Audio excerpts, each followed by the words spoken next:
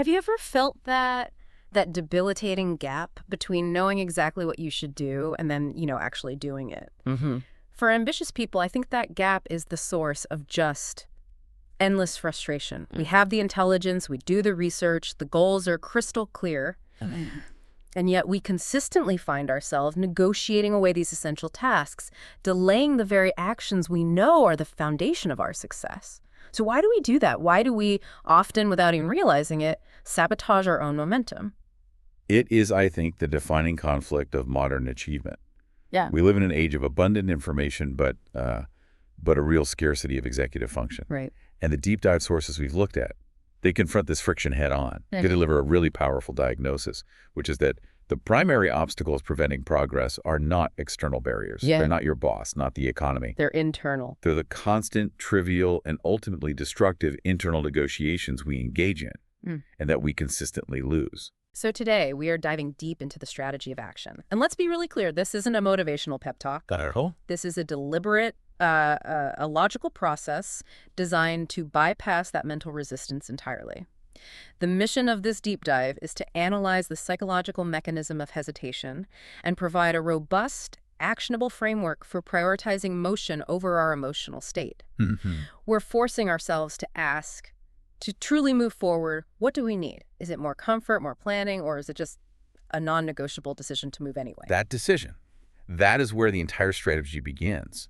The core insight that emerges from this material is that the human pursuit of certainty, or that craving for emotional comfort, it operates as the primary brake on all human The progress. break. I like that. When faced with change or effort, the mind just, it defaults to stasis, to doing nothing.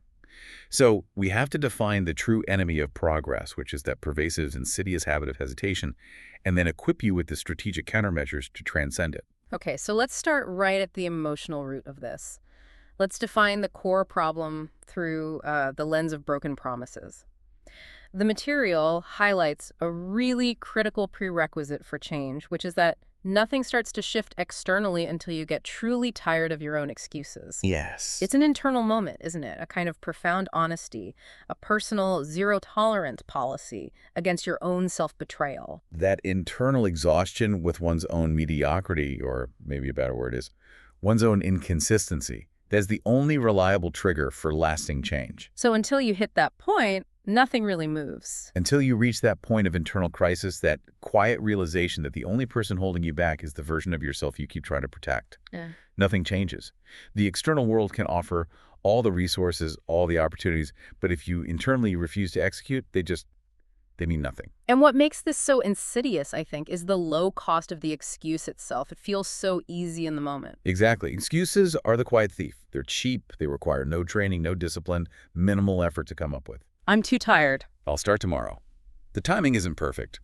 These small rationalizations, they accumulate, and they silently rob you of your most valuable assets, your potential and your time, while you're busy justifying the inaction to yourself.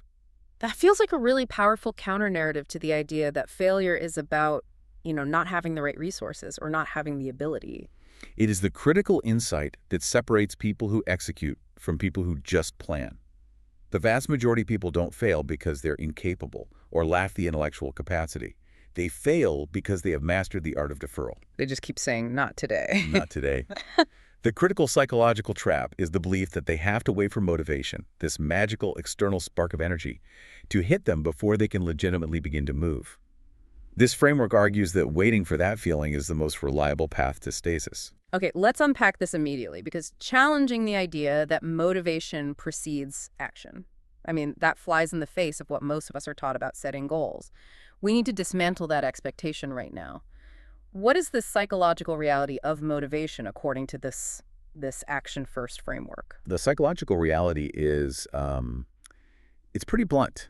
Motivation is unreliable, it's volatile, and it's profoundly fleeting. So you can't count on it. You can't. Treating motivation as the prerequisite for movement, well, it just ensures monumental inconsistency. You'll execute brilliantly on the days you feel energized, and you'll disappear completely on the days you don't. Which creates a reliance on something you can't control, your mood. Exactly. A variable external factor. The sources state, and really emphatically, that motivation is not the spark you wait for. It is the reward you earn after taking the action you didn't feel like taking. This is where we hit that crucial sequence shift. And I think this is what the learner, what our listener, really needs to hear. If we stop waiting for the emotional green light, what is the required, non-negotiable internal shift we have to execute? The shift is simple. Action must dictate feeling, not the other way around.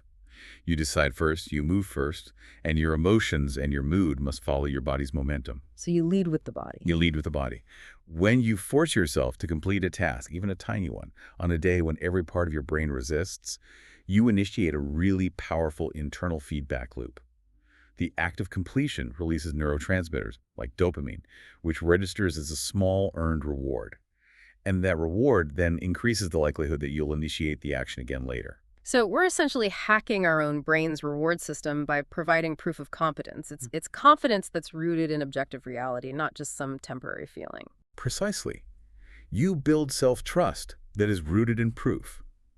And this is the difference between fleeting self-esteem, which is based on how you feel right now, and genuine self-efficacy, which is based on your proven ability to adhere to a decision regardless of your internal state. Right.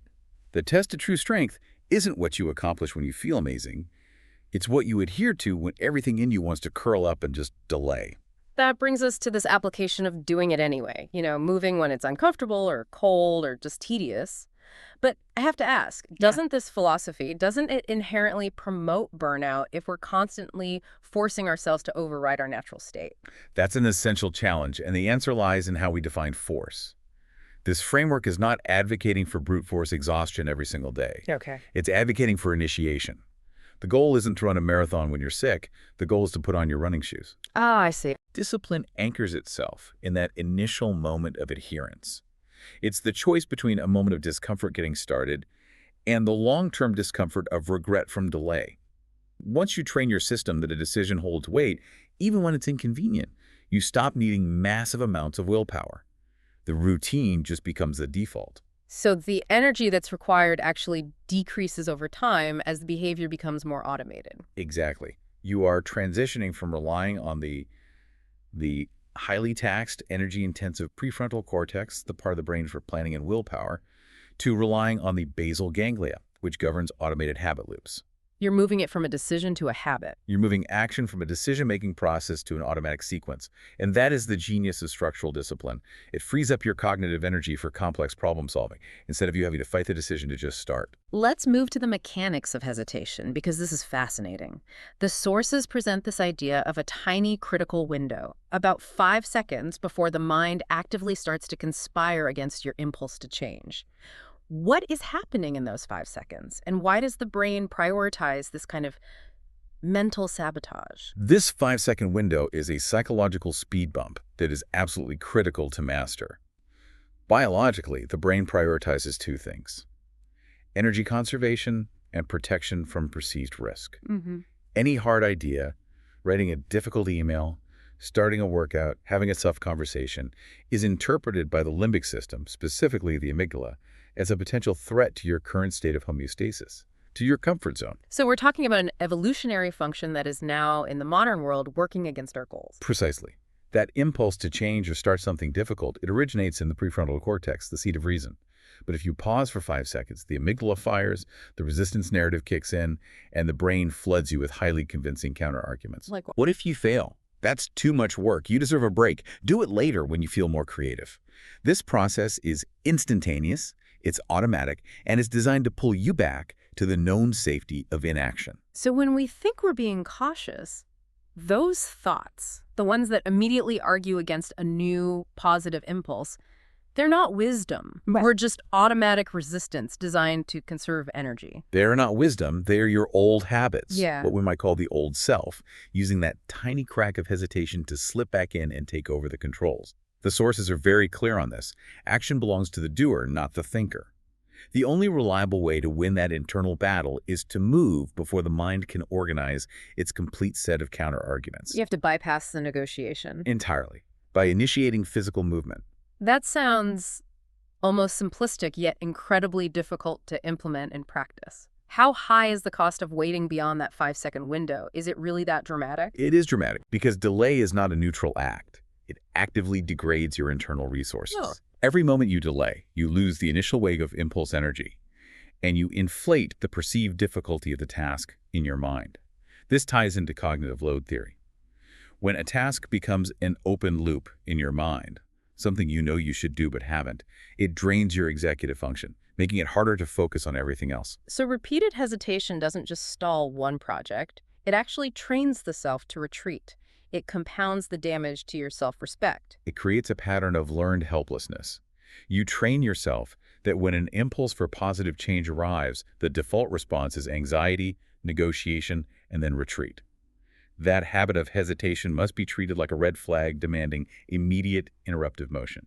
If you feel the resistance, that is the exact signal to move faster. Okay, so if our thoughts are the resistance and our immediate instinct is to freeze, then the strategy we need is to gain the power to override that resistance. This really is waging a quiet battle against our own inner narratives. How do we gain that capacity for cognitive override? The method isn't confrontation, it's interruption. And it requires a form of mental disassociation. When the mind offers that first excuse, that familiar, seductive voice of comfort, the strategy is to immediately cut off the narrative by imposing a physical reality. So you just don't engage with it? You don't. You need the clarity to say, internally and non-negotiably, no, Yeah. I am doing this anyway. So the goal is to stop listening to the voice before it can gain any traction, treating that voice of doubt like background noise rather than a legitimate negotiating partner. Exactly. The brain is incredibly good at retrospective rationalization. Once you force yourself into motion, once you physically stand up or open the document or pick up the phone, the brain recognizes the new reality. It stops trying to negotiate whether to move and starts trying to figure out how to move. And your mood catches up. Your mood begins to catch up to your body's activity. And this is transcending the self as a slave to feelings, recognizing that feelings are temporary. They're data points, not directives. The consequence of avoidance, however, that lasting sense of regret and lost opportunity, that persists far longer than the temporary discomfort of action. That makes the speed of action sound like a very sophisticated defensive measure against the old self. It's an intellectual move as much as it is a physical one. It is a profound strategic move.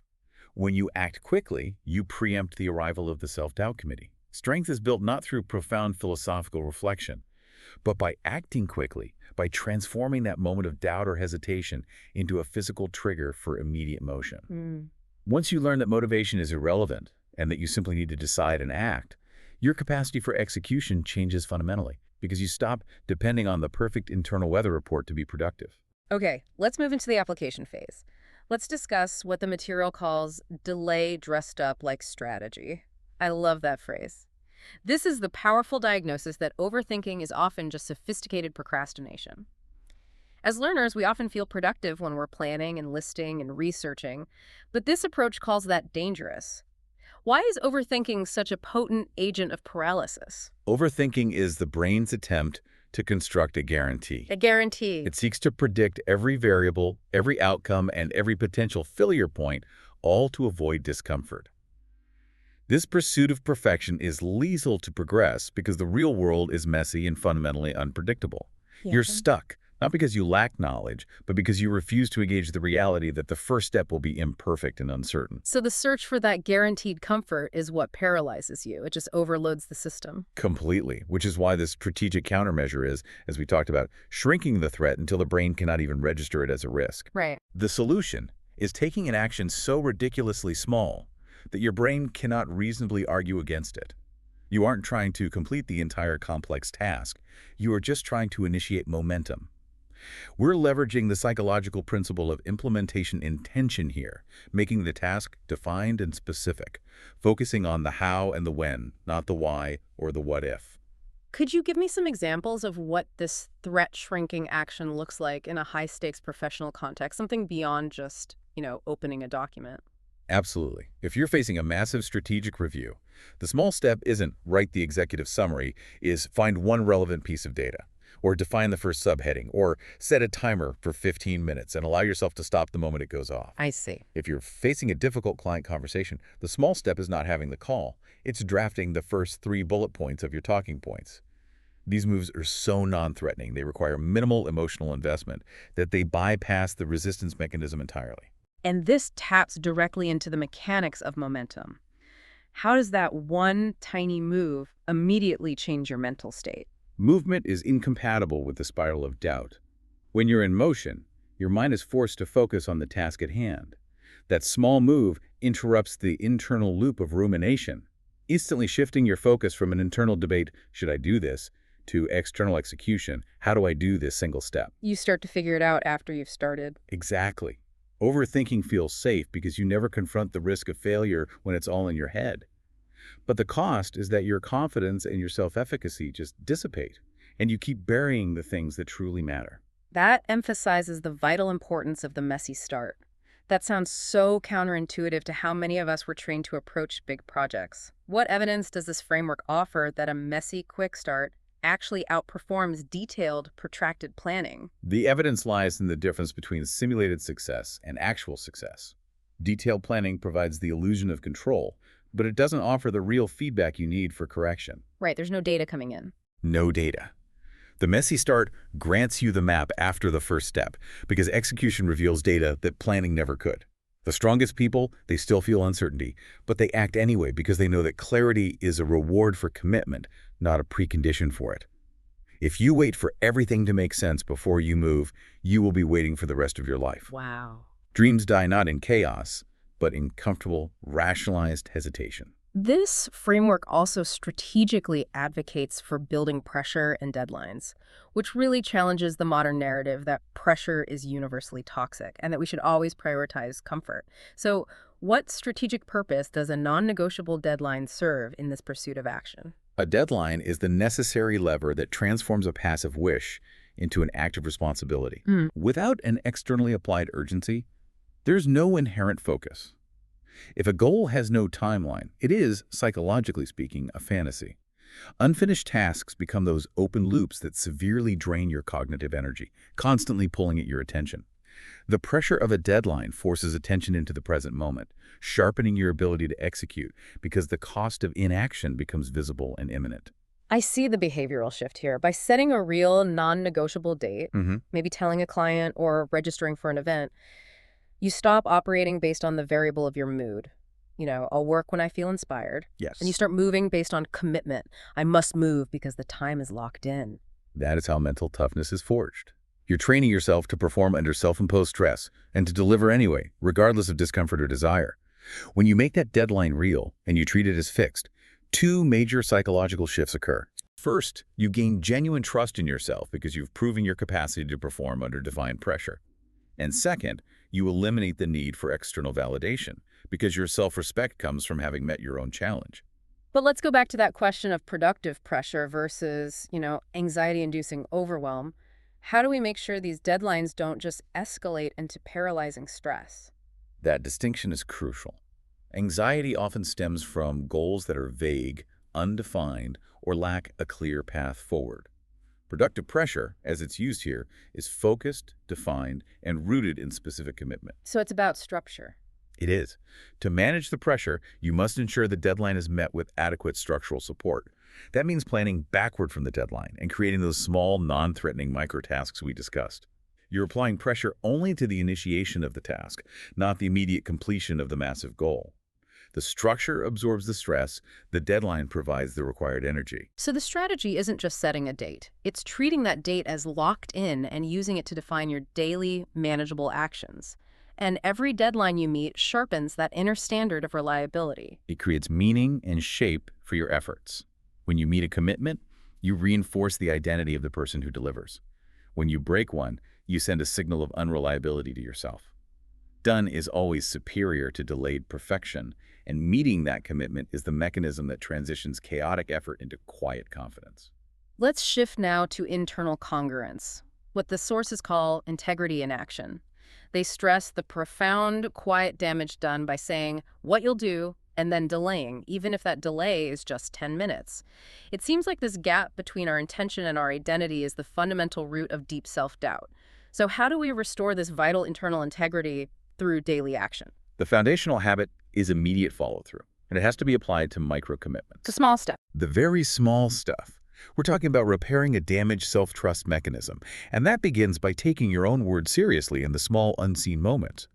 When a commitment is made, even an internal one like, I will put this dish away right now, or I will respond to that text message immediately, movement must begin right away. We often get that momentary rush of control when we just state the intention. We tell ourselves we're going to start the diet or save more money, but that feeling, it evaporates so quickly without motion. And that gap between the intention and the action becomes a psychological weight. It's a silent reminder that you are not keeping your word to the one person who matters most, yourself. Psychologically, every time you defer a small promise, you're damaging the integrity of your personal dopamine reward feedback loop. You train your brain that the intention is enough of a reward rather than the completion. This makes the gap widen, leading to greater feelings of guilt and unworthiness. So if I make a commitment to reply to an important email, and then I immediately mark it as unread to deal with later, I've just committed a small act of self-betrayal, even if no one else sees it. Absolutely. You have told yourself that your word is negotiable. The test of internal integrity is not when it's easy or convenient, or when the task is fun. The test is exactly when that thought comes, saying, you can do it later, it's just a small thing. That's the moment. That is the pivotal moment to double down and act instantly. The sources suggest a strict rule. If you are not ready to act on an intention immediately, do not say it, not even to yourself. Protect your word and keep it sharp. So by diligently building this habit of immediate follow-through on minor items, we're establishing the necessary foundation of self-trust that we need for tackling the major life challenges. It is the ultimate form of character building. A person whose actions always match their words becomes someone who doesn't just talk about possibilities, but delivers realities. This internal congruence eliminates the reliance on external pressure, because your internal standard of integrity becomes the highest driver. You stop lying to yourself, and you stop blurring the line between intention and reality. You become reliably focused, fast, and delay-averse. The final pillar of this framework focuses on making action automatic structural discipline. This sounds like redesigning our daily architecture to make it, as you say, hard to quit and easy to start, relying on system design rather than that unstable willpower. It's fundamentally a strategy of structure over willpower. Willpower is finite. Structure is a lever that provides infinite lift. A solid routine is the architecture of discipline.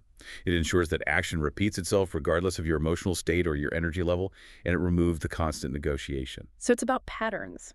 When you establish fixed times and fixed locations for specific tasks, you leverage the brain's deep love for patterns and predictability. So how do we operationalize that? How do we make it easy to start? We need strategies for friction reduction. Friction reduction has to be both physical and psychological. You eliminate the barrier between impulse and initiation. This means extensive preparation. Laying out your workout clothes the night before, preloading your computer with the necessary files before you go to bed, or deciding the exact first sentence of your work session. You're setting up cues. You're establishing a clear physical cue. The coffee is made, the gym bag is packed, the routine naturally follows. This eliminates resistance by removing decision-making. That makes perfect sense. If I have to walk across the room to find my materials, I've just given my brain those 5 seconds to organize its resistance. Conversely, how do we apply leverage to making it hard to quit? We need consequences that outweigh the short-term comfort of just stopping. You introduce consequential accountability and structural barriers. And this isn't about guilt. It's about raising the tangible cost of quitting. This could involve public commitment telling peers or mentors about a hard deadline, or a financial investment, like paying for a training program or buying non-refundable tickets. And what about accountability when the task is purely solitary, like writing or researching? In solitary work, the critical factor is tracking. You have to make your investment visible. Use a simple tracker, a visible calendar, a habit app to mark your progress. When you see the unbroken chain of action you've built over weeks or months, the psychological cost of quitting, of voluntarily breaking that visible chain and throwing away all that visible effort, it becomes immensely high. That visual tracking aspect seems critical because it reinforces your identity. It is a continuous narrative affirmation. When you consistently adhere to a sustainable routine, you cease to be someone who hopes to achieve a goal, and you become someone who is dedicated, who follows through, and who takes goals seriously. You move from sporadic, random effort reliant on hype to sustainable success built on quiet, reliable rhythm. Your structure has to eliminate the easy escape route. It must make the path of execution the path of least resistance. Finally, let's discuss what feels like the highest level of this discipline. Forcing yourself to show up on your worst day when every part of you just says, do nothing. Why are these low-energy days the most critical for long-term growth? These moments are the truest crucible of character. Anyone can execute when they're well-rested, inspired, and excited. But the low days, the days when you're ill, exhausted, or just overwhelmed, they force your reliance on pure, cold commitment, independent of your mood. When your limbic system is screaming resistance and you move anyway, you are actively rewiring your deepest self-perception. You're sending an unambiguous message. My word, my commitment, and my long-term identity matter more than my temporary mood. So the actual output on those days is almost irrelevant. It's the symbolic act of showing up that holds all the power. Precisely. It's about continuity. Effort on your worst day is not measured by productivity, but by presence. You are enacting minimum viable effort, just enough to keep the chain of habit unbroken. That small act keeps your identity intact. It affirms that you're the kind of person who doesn't quit. You affirm, I am the kind of person who does not disappear or capitulate when things get hard. You interrupt the cycle of self-identification with weakness. And the compounding effect of winning those quiet battles day after day, that must be immense for building resilience. It is the foundation of unwavering resilience. One step, even a slow, messy, 5% effort step on a heavy day, fundamentally rewrites the internal narrative. You stop saying, I'm lazy, or I need perfect conditions. You start internalizing, I am unstoppable because I move even when it hurts. That action builds a strength that's independent of external conditions, making you someone who recognizes the profound truth. You are not your thoughts or your feelings. You are what you do. And by choosing action despite the resistance, you become fundamentally difficult to derail. Yes. Okay, that brings us to the summary of these strategic takeaways.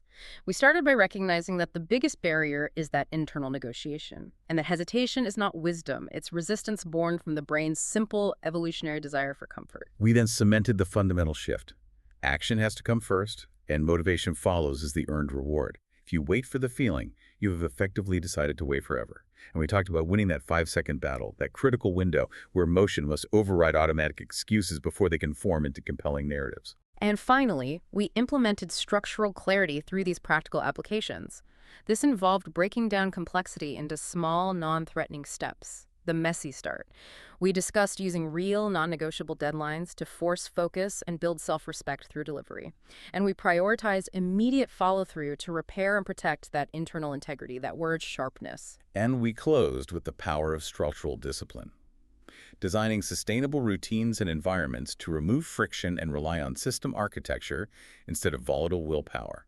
The ultimate choice remains with you. Growth is inherently risky, and you cannot simultaneously protect yourself from risk and genuinely grow. You must choose movement. So here is the provocative thought for you to carry forward based on this entire strategy. This analysis highlights that life rewards action, not just thinking about action. If you truly believe your life could be drastically changed by simply stopping hesitation, how many hours of your future success, your future fulfillment, your future capacity? How many are you currently sacrificing by waiting one more day for that perfect feeling that by definition will never arrive? Your next step doesn't need to be perfect. It doesn't need to be grand. It needs to be defined, and it needs to be now. Take the one smallest action you've been avoiding. Move before your mind talks you out of it, because that singular act of initiation is the difference between staying stuck in the comfort of intention and starting the deliberate, unstoppable journey of change.